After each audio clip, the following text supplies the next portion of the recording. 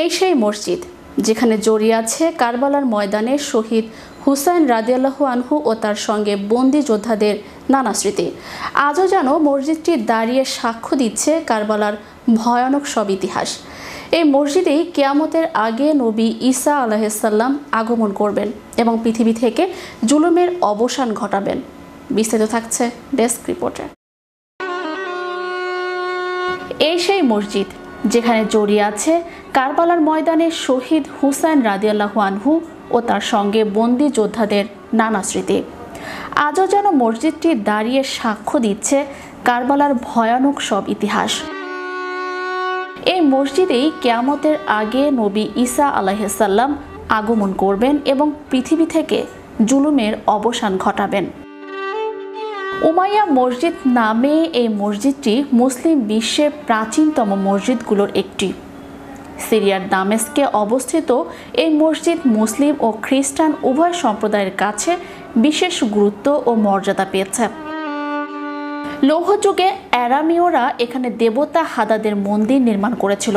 পরে 64 খ্রিস্টাব্দে রোমান শাসকরা সেই মন্দির ভেঙে জুপিটারের মন্দির তৈরি করেন, কিন্তু সময়ের স্রোতে বাইজেন্টাইন খ্রিস্টানরা দামেস্ক জয় করে মন্দিরটি ধ্বংস করে জন দ্য ব্যাপটিস্টের ক্যাথেড্রাল নির্মাণ করেন, যাকে অনেকে কোরআনের নবী ইয়াহিয়া আলাইহিসসালাম হিসেবে উল্লেখ করেন। 634 খ্রিস্টাব্দে মুসলিম বাহিনী দামেস্ক জয় করলে খালিদ বিন ওয়ালিদ ক্যাথেড্রালের একটি অংশকে নামাজের জন্য নির্ধারিত করেন। তখনও গির্জার কিছু অংশ খ্রিস্টানদের জন্য উন্মুক্ত ছিল। ইতিহাসবিদ ইবনুল ফকিহ জানান, এই মসজিদ নির্মাণে 6 থেকে 10 লাখ স্বর্ণমুদ্রা ব্যয় হয় এবং পারস্য, ভারত, গ্রিক ও মরক্কোর 12,000 শ্রমিক এতে অংশ নেন। বিশেষ করে মোজাইকের কাজের জন্য 200 জন দক্ষ বাইজেন্টাইন কারিগর নিযুক্ত হন। ফলে মসজিদের 43,000 বর্গফুট সোনালী মোজাইক এক অসাধারণ সৌন্দর্যের সৃষ্টি করে।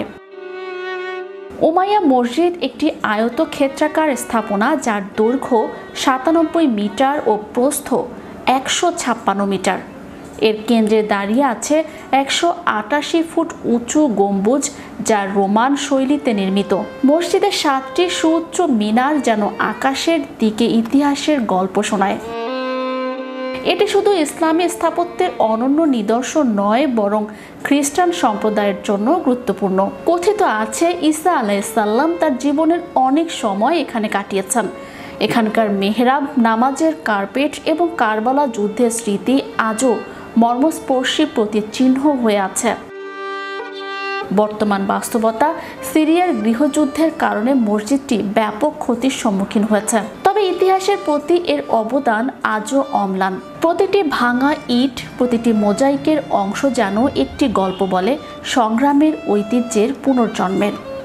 উমাইয়া মসজিদ শুধু একটি স্থাপত্য নয়, এটি ইতিহাসের এক জীবন্ত অধ্যায়, যেখানে অতীত ও বর্তমান একসঙ্গে কথা বলে।